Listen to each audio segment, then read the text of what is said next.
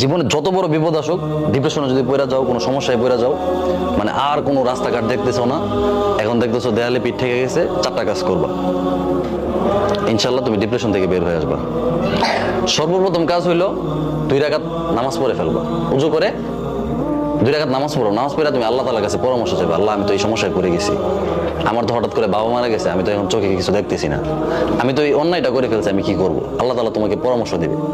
এই কথাটা আমার এক আপা ওই দিন বলতেছে, আমি একটা সিদ্ধান্ত নিয়েছি, নেওয়ার পরে আমি টেনশনে পড়ে গেছি যে হায় হায় আমি এখন কি করব। তো আমার আপা আমাকে বলতেছে যে তুমি কাজ করো, 2 রাকাত নামাজ পড়ো, নামাজ পড়ে আল্লাহ তাআলার সাথে পরামর্শ করো। আমি চিন্তা করছি আল্লাহ তাআলার সাথে পরামর্শ করবো কিভাবে। 2 রাকাত নামাজ পড়ছি, নামাজ পড়ে আমি আল্লাহকে বলছি যে আল্লাহ আমি তো এমন একটা সিদ্ধান্ত নিছি, কি করব।